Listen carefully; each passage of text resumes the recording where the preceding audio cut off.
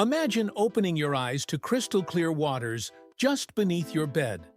The morning sun casting ripples on the ceiling, and nothing in your ears but the gentle hush of waves kissing your private deck.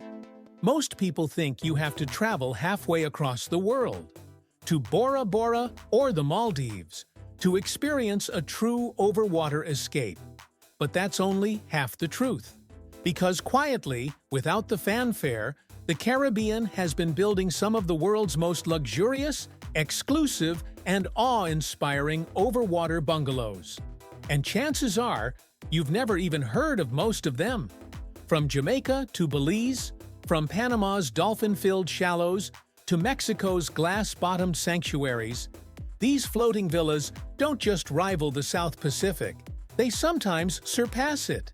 You'll discover which resorts offer infinity tubs, butler service, and overwater hammocks, and which ones ditch Wi-Fi entirely to reconnect you with something rarer: stillness. We're counting down the best hidden overwater stays the Caribbean has to offer. Whether you're dreaming of a honeymoon, planning an anniversary, or just yearning for a once-in-a-lifetime escape, this list is designed for people who want more than just a vacation. They want magic. And here's the twist. The final place on this list? It's so exclusive, you won't find it in brochures. It doesn't advertise. It doesn't need to. Even many travel agents haven't been inside. So if you thought you knew the best spots above water, get ready to think again. Because the most beautiful overwater bungalow in the Western Hemisphere might be just a short flight away. And almost no one is talking about it. Let's dive in. The Caribbean's first true overwater bungalows didn't just arrive quietly, they redefined the entire region. When Sandals South Coast in Jamaica and Sandals Grande St. Lucia, Lucian in St. Lucia debuted their floating suites, they brought the magic of the South Pacific much closer to home. These aren't just luxury rooms, they're floating sanctuaries, designed for couples who want the ocean as their only neighbor.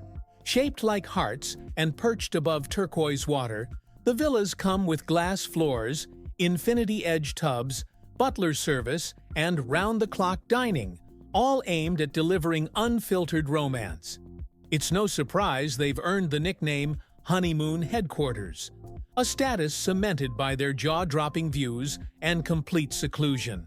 But that fame comes at a cost. These bungalows are often booked a year in advance, and availability is limited to those who either plan far ahead or know how to navigate the system. While Sandals has become the face of Caribbean overwater escapes, some travelers are starting to look beyond the big names. Because for all their indulgence, these villas are still part of mainstream resort life. And sometimes, true luxury means fewer people and more quiet. Yes, Sandals pioneered the overwater trend in this hemisphere. But now, a wave of lesser-known, ultra-private escapes is rising. Places without logos, without brochures, just water, silence, and wonder. So where do you go when you want 5-star floating villas without the crowd? We're going there next. Just off the shores of Maroma Beach, often ranked among Mexico's most stunning coastlines, the Palafitos at El Dorado Maroma rise like a dream. Luxury stilt villas stretching into crystal water.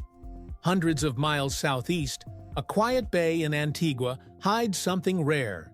The island's only overwater bungalows perched discreetly beyond the sand.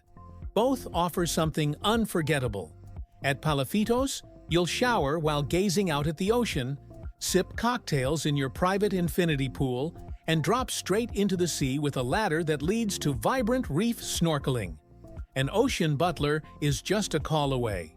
In Antigua, the Royalton's bungalows come with panoramic sea views, deep soaking tubs, and overwater hammocks swaying in total silence. They're not just getaways, they're celebrations in disguise.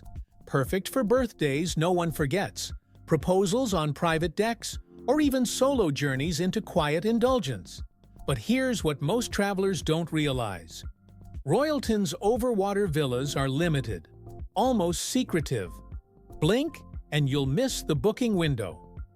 Palafitos? Still one of the few resorts of its kind in North America, a fact that keeps it fully booked during peak seasons. There's a downside to all this indulgence. Some properties restrict to adults only. Others carry steep premiums during holidays. And for those seeking something more raw, untouched, and truly off-grid, the resort polish can feel too polished. Because beyond the rose petals and curated playlists, there's another version of luxury. One with fewer walls, more stars, and zero Wi-Fi. What happens when you trade butlers for silence? We're about to find out.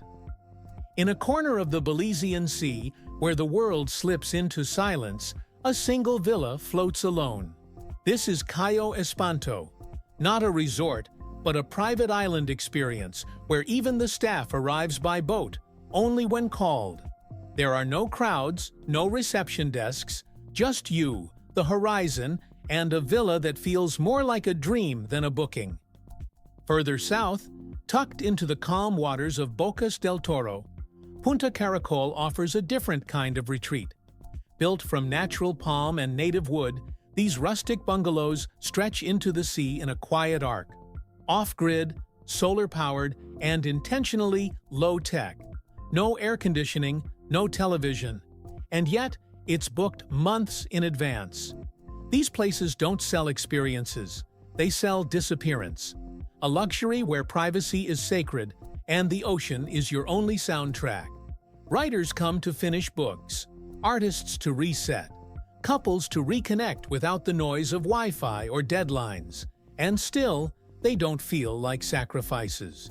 Cayo Espanto has hosted A-list celebrities, though you'll never see it advertised.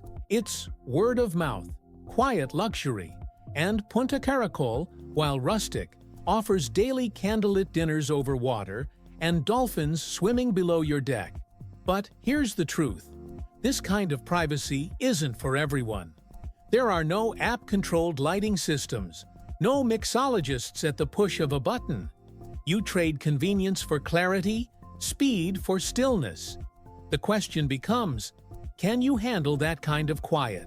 Because what comes next merges that silence with surreal design, a final set of bungalows where eco-luxury meets art, and the photos barely capture what it feels like to be there. Ready? Tucked away in Savaneta, Aruba, a handful of handcrafted villas drift just above the sea. At Aruba Ocean Villas, no two rooms are alike. Each is a work of art, with swinging daybeds, open-air soaking tubs, and hand-painted murals that feel more like a gallery than a getaway. They're the only overwater bungalows on the island, and with just a few available, you're not checking in. You're stepping into someone's dream. Across the sea in Belize, Thatch Cay offers its own version of escape. Set on a 30-acre private island, only 5 overwater bungalows exist here, spaced out to guarantee no neighbors and no noise. Forget Netflix. This place enforces no Wi-Fi zones on purpose, encouraging you to listen to the wind, the reef, and your own breath for a change. Guests don't rave about the thread count or cocktail list. They talk about how time slows, how the sky feels wider, how it feels to exist off-grid but on point. It's not just luxury.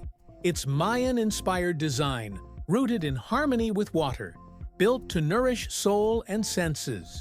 The resort was rebuilt from the sea up, stronger, smarter, and more breathtaking than ever. These aren't places you stumble upon. They're for the elite traveler who's seen everything, except this. That overwater dreams don't just belong in the South Pacific anymore. The Caribbean has arrived, and in some ways, it's even better.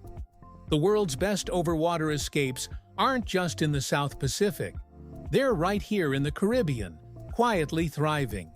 Because luxury isn't about miles, it's about intention, design, and the feeling of waking up surrounded by water and nothing else. Subscribe for more luxury travel breakdowns every week. We dig deep so you don't have to. And now, your turn. Which overwater bungalow would you choose, and who would you take with you?